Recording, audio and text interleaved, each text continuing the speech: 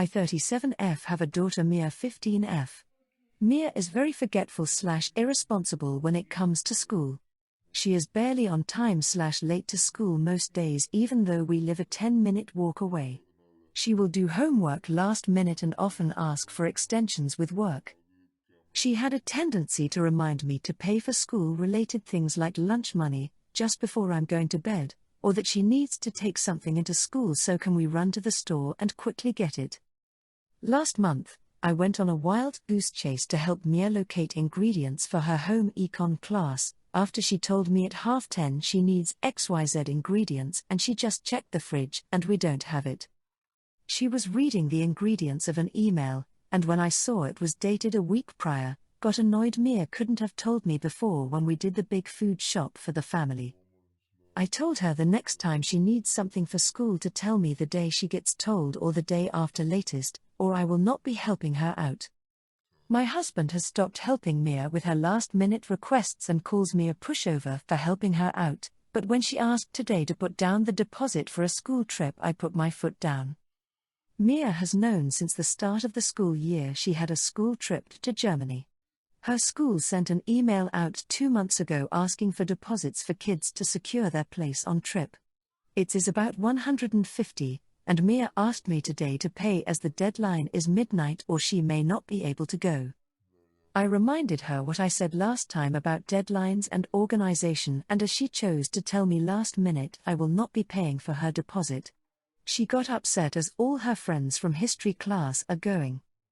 I told Mia that she can pay herself from her savings, as she has a part-time job, which is more than enough to cover her deposit, but she wanted to save up to buy a new game console. I told her to pick if she wanted to go on the trip or get a new game console and she called me an a-hole, and now I'm wondering if I'm being unreasonable. My husband is on my side but my youngest said it was mean and Mia is very upset with me. ETA Mia doesn't have ADHD, but she is dyslexic so this does explain the schoolwork sometimes, but she will ask for extensions on top of her extensions which is a sore spot for her and my husband who wants her to be more organized and not leave work last minute. Mia has been tested for ADHD and doesn't not have it. I did my research at the time and realized it often gets overlooked for girls but even after getting another opinion she doesn't have ADHD. She gets help from a school advisor regarding her dyslexia and at home we have discussed strategies to help her stay on track with her responsibilities. Comment 1, NTA if she didn't have enough of her own money, I'd probably cave but she wants you to spend your money instead, knowing full well that she blew it, again. Stick to your guns. She needs to literally pay for her mistake. If she can remember what game console she's saving for, she can remember her obligations. If she has a cell phone, why isn't she setting her own alarms and entering reminders on her phone's calendar? She's 15 years old, FFS. Stop babying her. You're not doing her any favors. How is she supposed to learn and eventually move out on her own if you're always enabling her? Comment 2. Yeah, I was tossing up whether this was the time to lay down the law, but the fact that she has the money to go, it's just that she doesn't get a game console and to go on this trip. A perfect way/time to teach her that her actions have consequences. Comment 3. NTA, but if she has issues with organization and has not been able to figure it out herself, it is your place as her parents to help her navigate this. For example, you can set up a weekly family check-in where she actively checks on all the things she needs to do, compiles a list, and shares it with you along with the respective deadlines. Joint activities like that would teach her the skills to be more organized. Expecting her to figure it out on her own without guiding her, and then getting annoyed with her when she fails to be organized, seems unfair, or at least not helpful to her situation. I, M38, have a very messy family life. My dad cheated on my mom when I was about 15. This woman, who I'll call Sarah, also had a son, Mike, M38, who is a few months younger than me. She also cheated on her husband. When the affairs were exposed, and divorces were finalized, my dad and Sarah got married, but our parents' plan for a new blended and happy family quickly disappeared since Mike and I had no intention of being each other's brother. We both lived primarily with our other biological parents and were rarely in the house together, but very soon we talked it out and decided that we weren't enemies and just wanted nothing to do with each other, so we have as neutral relationships as possible. We don't care for good or bad about the other. We both agreed that my dad and Sarah Sue, so when we were cold or impolite to our respective step-parent, we didn't feel like we had to protect them or anything. A few years later, Paul M22, our half-brother, was born. Due to age difference, and us basically hating that blended family, we were never close to Paul and had little to no impact on his life. Anyway, Paul is getting married to Laura, 21, who is a very devout Christian and has been pushing him to make an effort to unite our family. Laura has been using the wedding to try and get us to play happy family. At first it started with small annoyances like family chats and trying to get us involved in wedding planning. Originally Mike and me were just regular guests in the wedding, but Paul asked us, as requested by Laura, to both be his best men. It felt awkward, but Paul never asked for anything, so we accepted. Last weekend we were supposed to go to a seminar, since Mike and I haven't been to a church in years, to receive training on what to do at the ceremony. However, it ended up being a setup by Paul and Laura. When we arrived, there was a pastor, Laura, Paul, Mike and our parents. We were supposed to spend the weekend healing our family. Sarah and Dad knew this beforehand and were on board, Mike and I not so much, so we just left and opted to pull back from being part of the wedding. This upset Paul. He said that if we weren't going as his best men, we wouldn't be invited at all. This was acceptable to Mike and me since neither of us went to each other's wedding. But now drama is everywhere. Extended family is contacting us to make us budge and all the circus that comes in this type of situation. My wife said that I am behaving like an a-hole and should just sock it up, so I'm starting to doubt. Comment 1.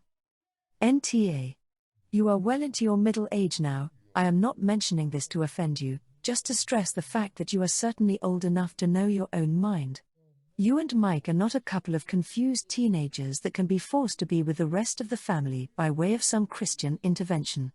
I would stay away from that wedding as there is hardly any reason at all to be there.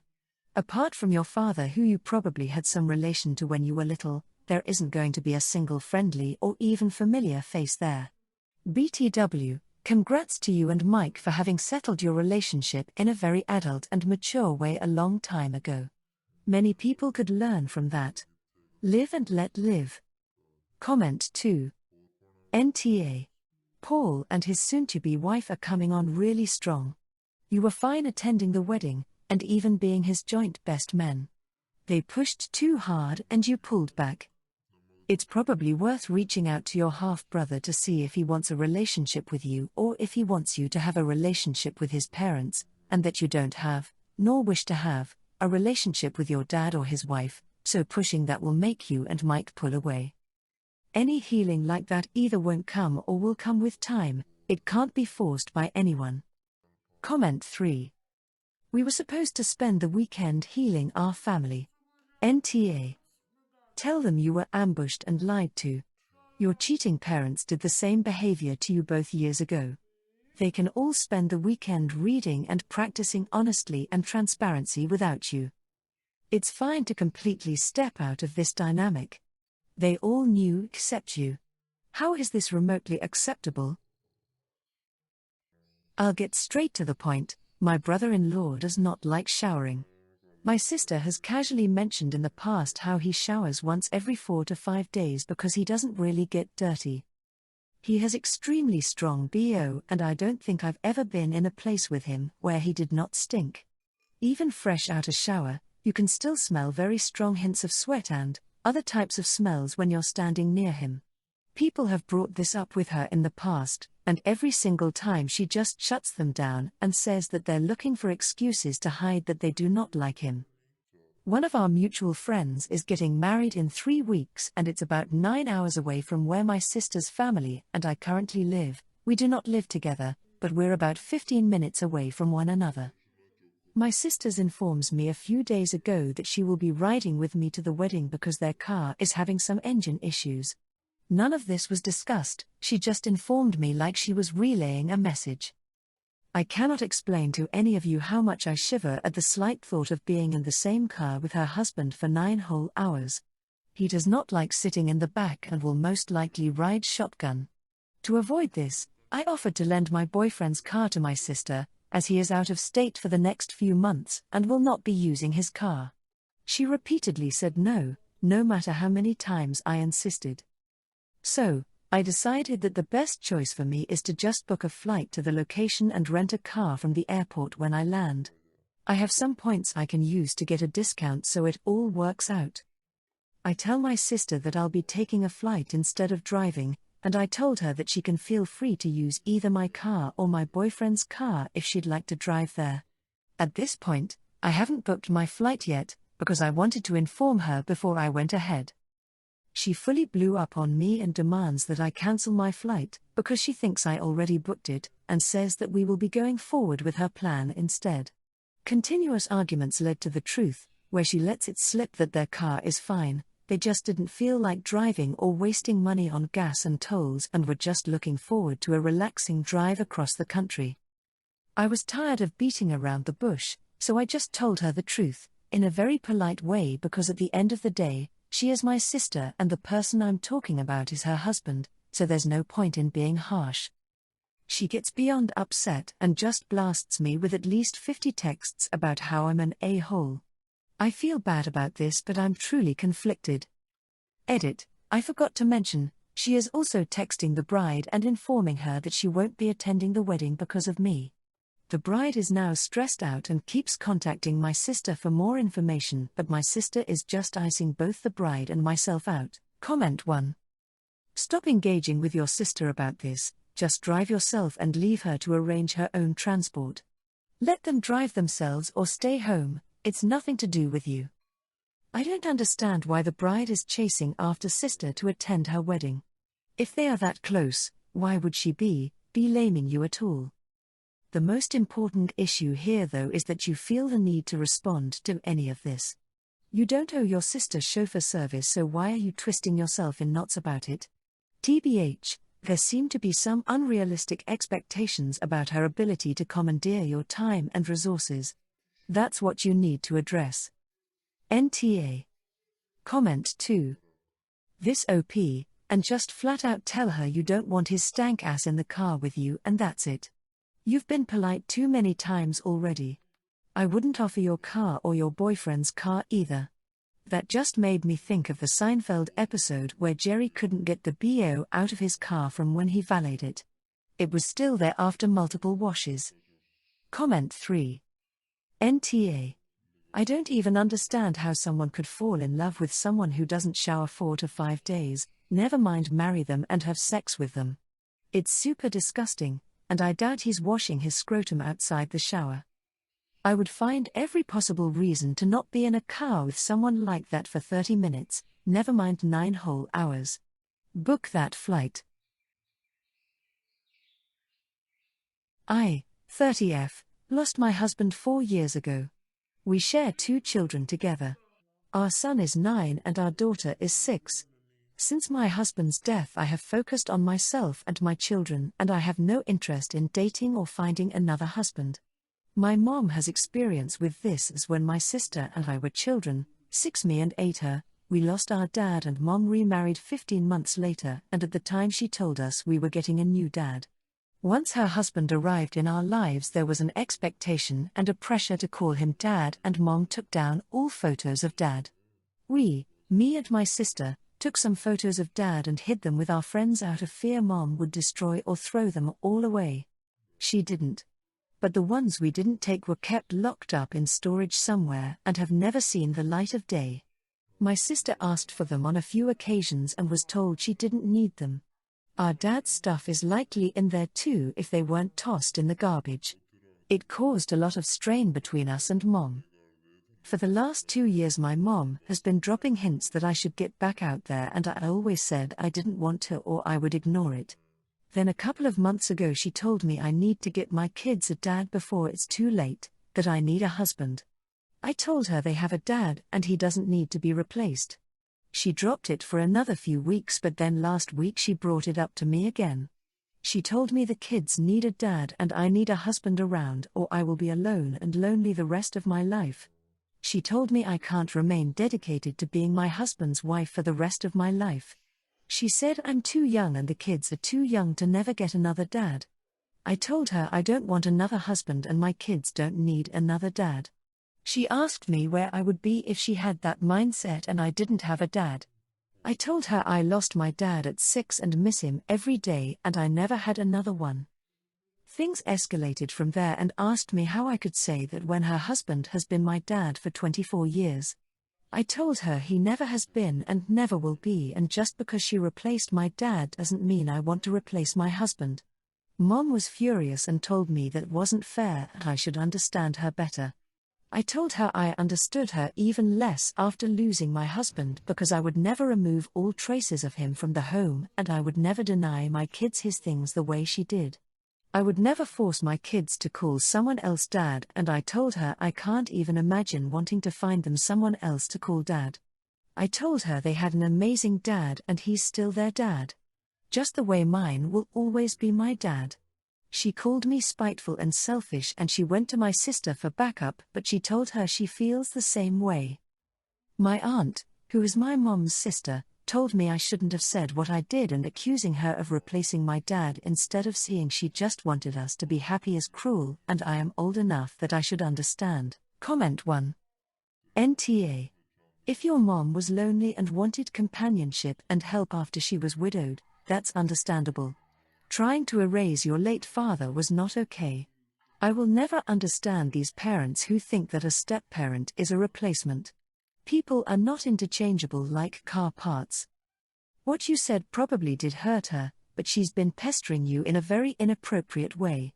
If she remarried out of loneliness and desire for help parenting, then it makes sense why she was pushing you, but she was pushing you.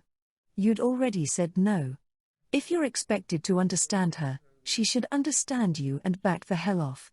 You sure do deserve to live a full and happy life, the way you want to.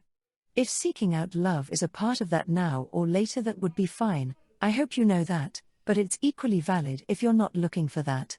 And yes, no one could ever replace your children's father. Comment 2. NTA, the only thing I might have done differently is acknowledge your stepdad's role in your life, assuming it was positive, of course. You are completely right about everything in this message, but your delivery seems to ignore or deny the efforts your stepdad probably put into trying to be a father figure to you. All that said, it doesn't sound like that is even the basis for your mom's anger about this, and it's probably for the best that this came to light because you and your sister were indeed hurt and damaged by her actions, and you were now facing pressure to operate the same way she did, so really it needed to be said. 17F, was at family dinner and my uncle, 28, and his wife, 24F, were there. For context, my aunt is slightly crazy. She claims to be allergic to everything, and normally I would be okay with the allergies until she told me if she didn't like something she would just say she is allergic to it. When she was asked for a full list of what she was allergic to, she said her mom had the list and she didn't know. I immediately stopped caring as much about her allergies.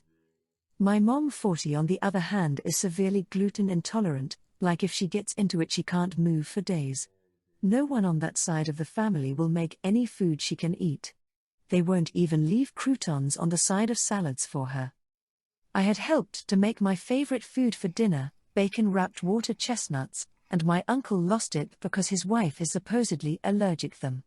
I argued back that water chestnuts are a kind of radish, not nut, and he stopped yelling but they wouldn't touch them. Fine by me, I got more. Later on I was eating a chocolate with Nutella in the middle and I gave my siblings, 5 and 6, a piece. My uncle lost it at me saying that my siblings were going to be around his wife and make her sick and put her in the hospital. He was yelling but I didn't care. I said something along the lines of, why should we tiptoe around your wife's diet when she doesn't even know what she's allergic, but you don't even care if my mom is able to eat. My aunt ran out of the room crying and my uncle started yelling at me. My mom got in the way and came to my defense, but a lot of the family is saying I was in the wrong and should just have stopped eating. My mom told me I did nothing wrong and other family said they hadn't realized my mom couldn't eat the food and that they would do better. The family seems torn but I want an outsider's opinion. BTW, this is my dad's side of the family and he was away for business.